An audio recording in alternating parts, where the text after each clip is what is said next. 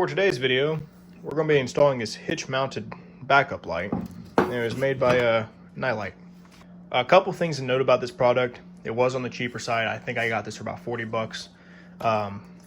This right here is not instructions. It's a product showcase, and that's all it is. So you kind of have to figure out how to do this on your own. And the first thing of that being, this does not come together like this. I'll show you how it comes from the box. Along with a bundle of about 6 or 7 foot of wire, plus an Allen wrench. And there are a couple of things you're going to need that did not come with the kit. First of those being a 13 millimeter socket, the ratchet. And if you're working on a full-size truck, a half ton or bigger, you're going to need to pick up some wire. I went ahead and got color coded. You could get away with just plain black if you knew what you're doing, but for video's sake, I'm going to do all 3 different colors.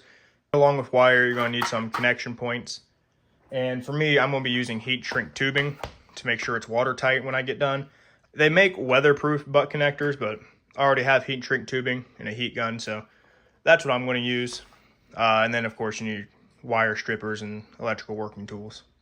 Let's go ahead and get our lights attached to this piece here. So as you can see, this comes apart right in the half, and you slide it right around the hitch of the truck. Mounts up pretty good, nice and flush. Here's our mounting brackets, and we're going to want them kind of pointing away from the front, because this is going to be where the back of the light lines up. So we'll take our longer set of bolts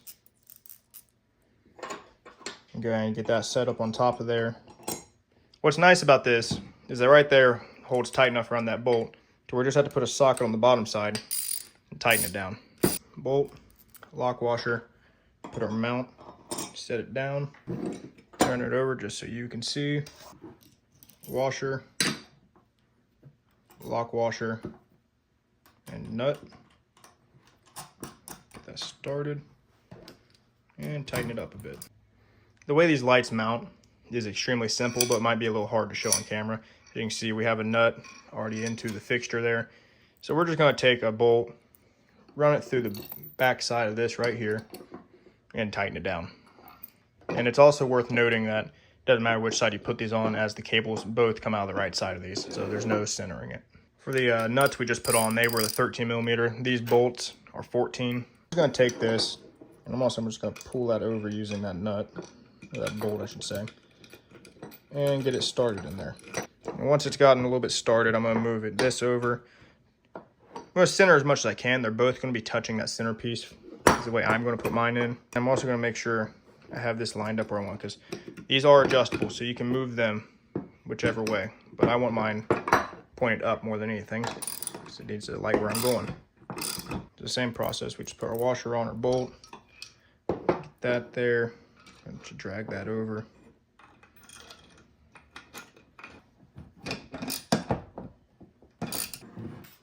And you want to be mindful of how parallel these are, because I mean, this is the only beam adjustment you have. You can kind of go up and down a little bit, but your side to side is all based right on here. So with that done, we are able to go ahead and move over to the truck side. I should also mention though, don't put your ratchet away yet.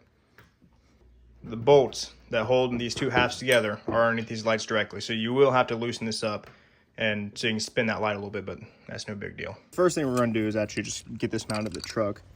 So I have the lights loosened up a little bit so I can have access to this screw. Let's go and get this taken apart. So with one screw out and the other one loosened up, we can slip this around there. But as you can see, we're not going to be able to put them up.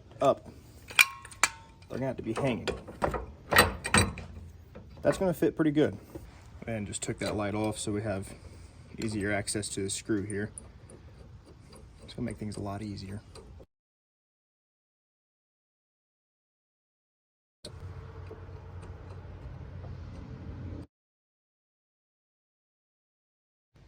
That's on there pretty good. I could probably stand on it, so let's go and get these lights put back on.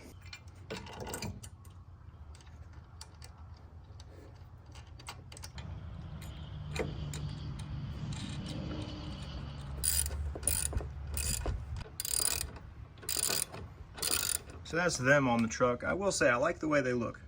They're not super obvious, but they are there and they do make it look nice. So let's go ahead and head over to the wiring. and we're gonna take our best shot at tackling this thing. One thing I will say about this before we get started is I don't understand, if the lights are supposed to be so close together, why there's so much room between these two connection points, but then from there, why it's such a short distance to the relay. To me, it just seems like kind of bad engineering. You guys let me know what you think in the comments. And I as well, I'm going to take a little more off this, just so we have a little more wire, bare wire to work with. Just want to have a little more bare wire exposed.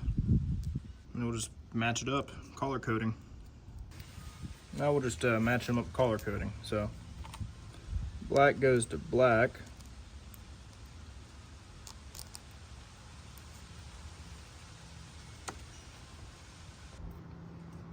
So from here we'll just color code them. Red will go to red, slide it in.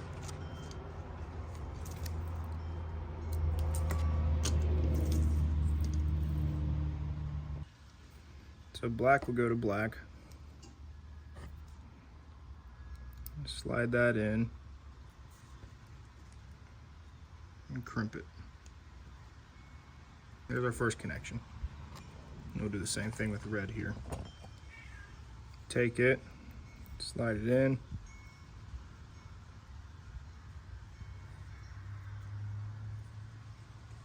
and crimp it. What are you doing, dude? There's our two connections. Now, these did come with these little covers here. I don't know if these are supposed to be heat shrink. I'm gonna hit them with the heat gun to see if they do form up around it. And before I do this, I'd like to say, just for the record, I do not think that these are heat shrink, but we're gonna find out.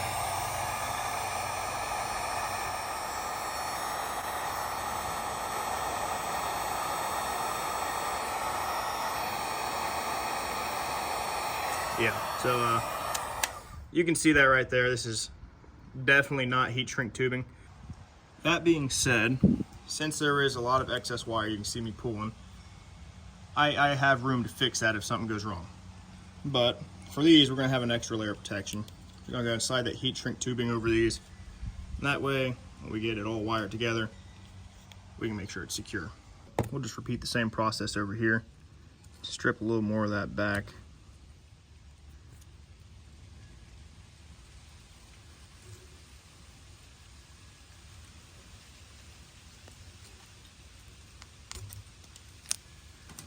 Have some nice bare wire to work with. Crimp it down. There's our two connections, both pretty solid. We're gonna go and slide this up over it like we did on the other side. We're also gonna do my extra layer of protection here for peace of mind, and just so I can make sure that this is gonna be something I don't have to come back and fix later.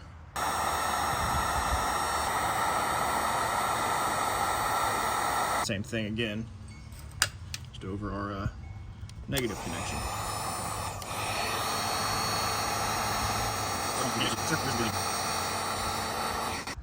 And I just want you to give me your opinion on what you think would last longer. Either this very secure and sealed connection, or this.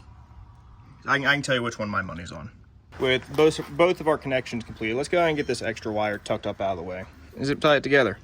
I chose to do the connection like that on this side so we can test it, and as you can see, I got plenty of extra wire should I need to come back and fix this, which more likely I will in the future.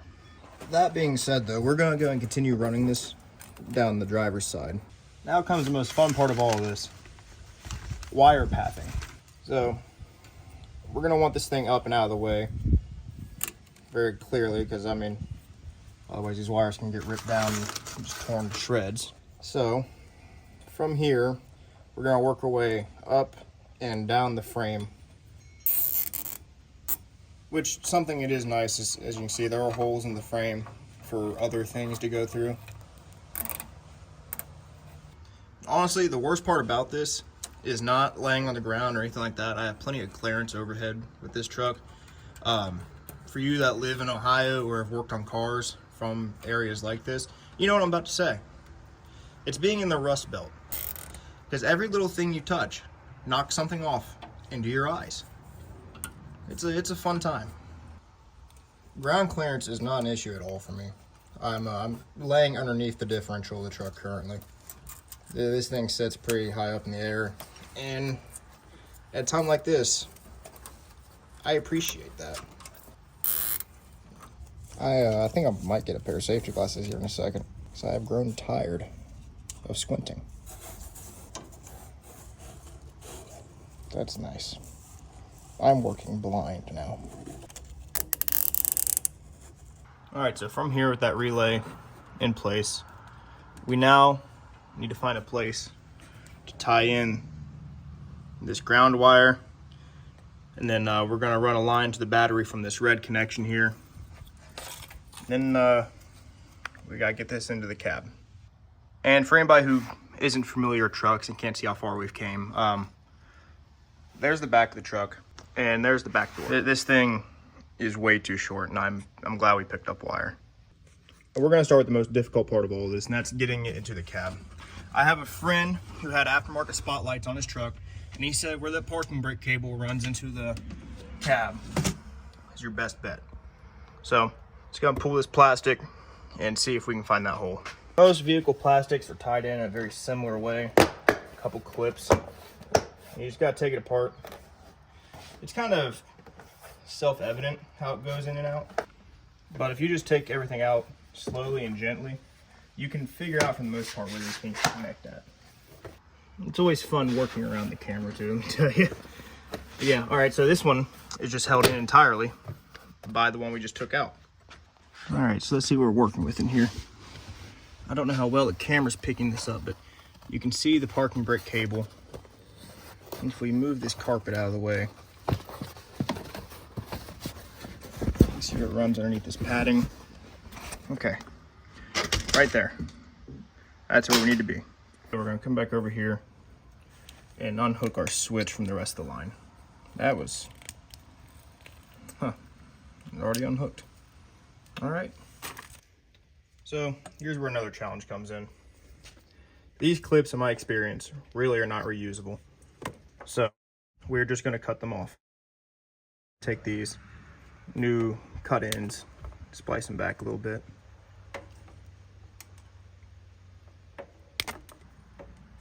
So these are ready to go. Let's go and move to the back of the truck again. We're gonna follow the same process. Simply cut and strip.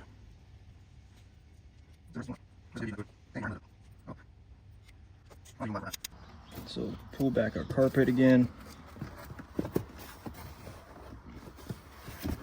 Also, I'm gonna try to tuck it underneath that pedal if we can. Okay, and this foam. Right there, what we're gonna go through. I pushed down on the parking brake and it popped out of place. So let's try to push this through with it now.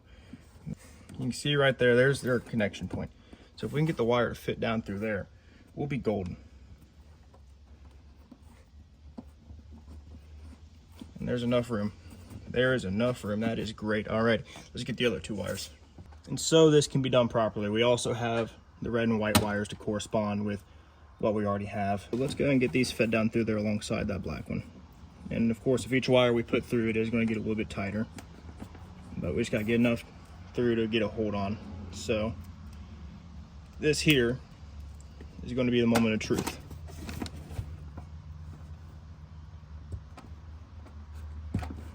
And we are golden. That is great. Thank you, Jesus. So on the underside, this is what we're looking at. We're just gonna keep pulling these through until we got enough to work with. And as you can see, we actually have enough plus some. That's a good problem to have. So let's go and get back to zip tying. So I got these holes through here, which I believe were for a different style running board. But for us, it'll be for zip ties. My tripod is great for woodworking content. I really need to get a different one for automotive stuff because this is just not cutting. And if you've seen the video about the line output converter, you know exactly what I'm talking about. I think I'm gonna be out of zip ties by the end of this. So just so you can see what we're working with, here's the lines that we ran from the cab, and here's our relay. So we're overlapping, and I like it that way.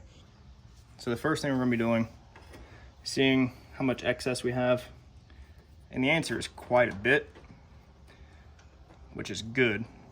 So what we're gonna do is we're gonna take it, it's gonna roughly sit here, so we're gonna cut it about right here. Always give yourself more to work with, always. From here, we're gonna take these and strip them. This is 14 gauge wire, so should be pretty simple. Once again, with everything on this, we're color coding them. We'll get you in on that side, and it'll crimp you. So it's secured on this side now. We're gonna go and we're gonna do that for these, all three of these. That way we can just plug and play. Butt connector, slide it on, crimp it down. Now we'll go back to the cab side. Heat shrink tubing on. Slide it back behind the wire and plug it into the black and crimp. I'm just gonna go and do one in the middle too, just to make sure they're nice and tight. There's that connection in. We're gonna slide the heat shrink over it, make sure it's nice and even across there.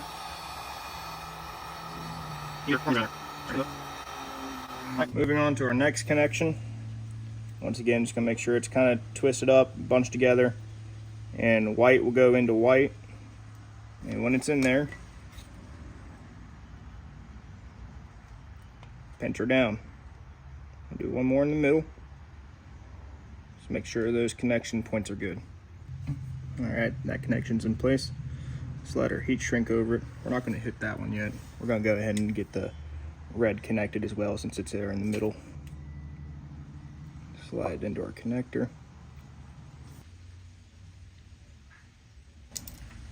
So those are both on there.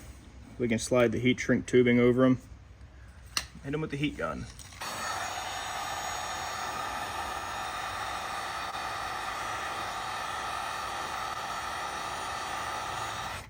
And with one more zip tie right through here,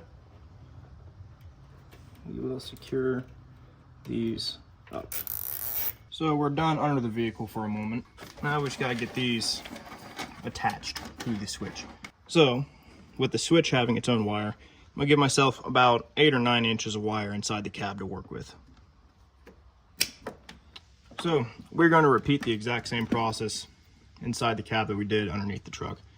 First, we're gonna get our butt connectors attached to these points here, just to have that part done and out of the way. Crimp the one side down, tighten them down even more. This is just a placeholder, really.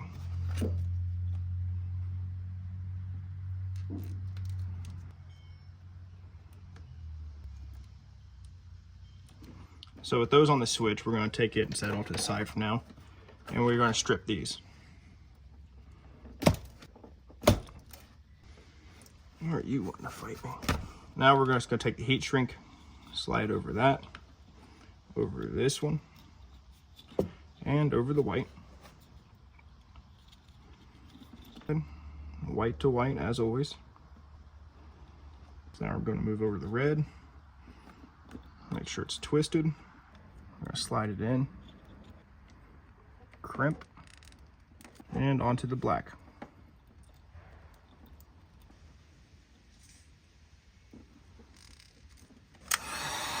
We just warm her up.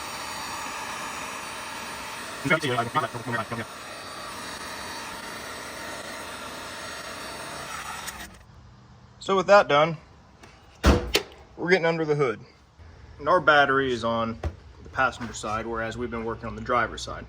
So we're gonna run the wire along the top there, then we're gonna drop it down, right back down through here, and work our way over.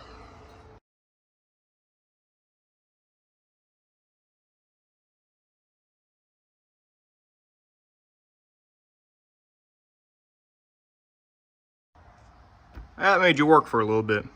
But yeah, now we're just gonna drop that wire straight down through, and we'll drop the ground wire along with it. And I'm just gonna tie the ground in over on this side. So I see the path I wanna take this through.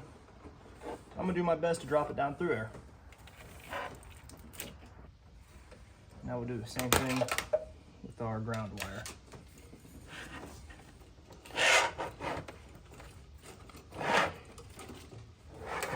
Okay, I'll take this and just wrap it around there. That way when I start pulling, it doesn't try to come down with it. So you can see our 2 rolls of wire right in there. All I gotta do is run them to the back now. I'm not gonna make you watch me run wire again. For the time being, I'm gonna go ahead and trim them off. Also, if you will notice, we're short on wire. I'm gonna be splicing in the white wire. I don't recommend doing that. I would recommend you get 25 foot of wire if you're gonna do this for this exact truck. But I'm gonna splice in the white wire, and I'm still gonna keep it color coded. I'm just gonna have to pay attention to what I'm doing a little bit more.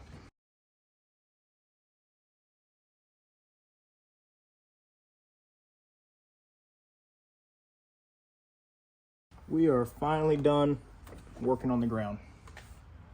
Let's go ahead and get our ground attached to this connection point here. It's really not necessary, but for completion wise, I'll get the heat gun. And I'm going to attach my ground right here. I'm gonna hit that with the wire brush real quick, clean it up, and then I'll put the ground on. All right, so I got that wire brushed a little bit just to make sure we're gonna be getting a good connection. So for the positive, I'm not going to use the terminal connection just yet because, well, I'm out of them. But we will do this. That's a 14.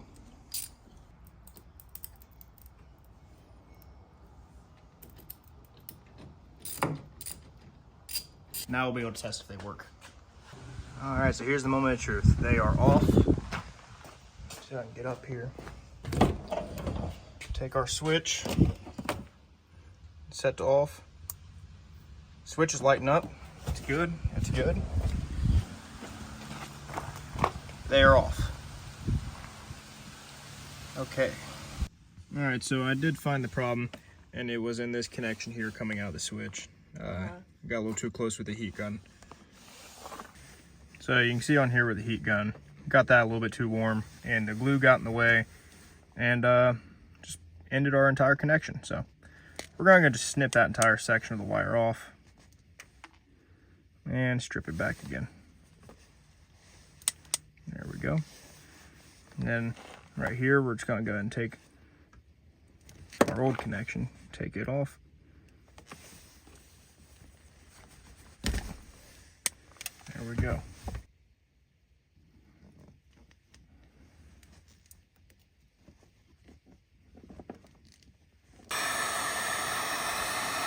There's a switch in hand. Here's the moment of truth. We'll say these things were definitely worth the $40, especially after I figured out what my mistake was. Obviously, you can't see as good over the camera as I can in person, but take my word for it. These were a good investment. If you like this video, be sure to like and subscribe because I got some more content on the way, more things like this, and just more projects you're going to see me be able to do. Be sure to subscribe and check out the rest of the channel.